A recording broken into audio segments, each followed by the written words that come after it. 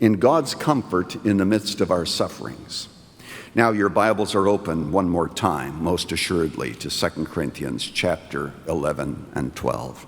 Paul is referring here to himself in contrast to the false apostles.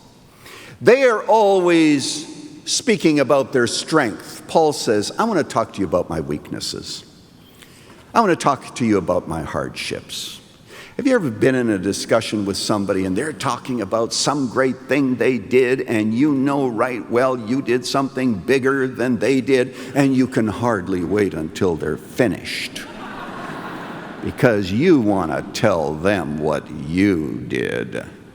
Paul says, don't do that.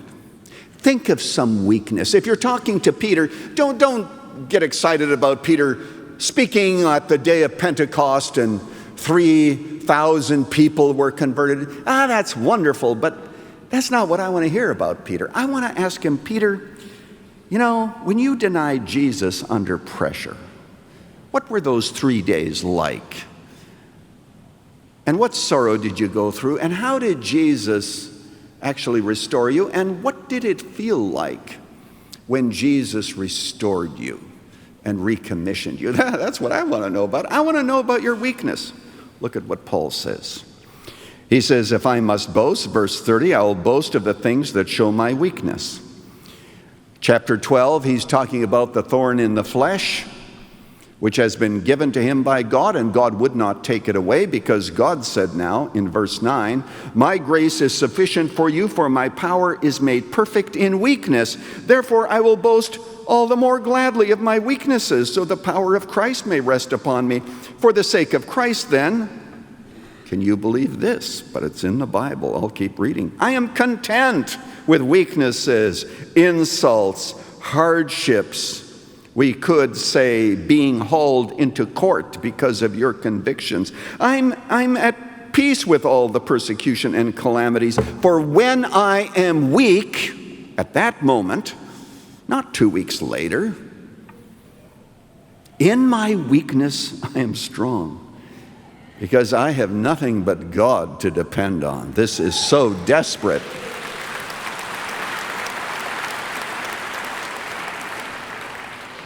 I'd like to just boast about my weakness.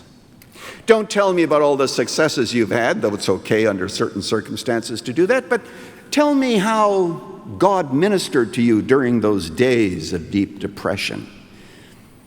Tell me how he comforted you when you have a wayward child that has not yet come home. Tell me how he has helped you when you have a thorn in the flesh, when you have a migraine headache. How does God help you during those moments and show his comfort? How does God help you when the school system says that your child must take a certain course and you don't want your child to take it, and you're praying to God for wisdom? I don't want to hear simply about all the things that have happened. That's why I've been so interested in Nazi Germany, not just because of the history, but because I happen to know that there are many stories of faithful families who sought God and were faithful to the gospel. Oftentimes it cost them their life, but they were faithful to the gospel in the midst of persecution. I want to know about God's presence when people are going through a hard time. Tell me about your weaknesses. Tell me how God restored you and brought you back.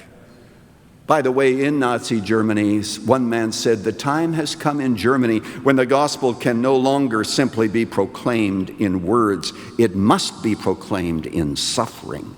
And the time may come to America when the gospel can't just go out in words. It has to go out in suffering.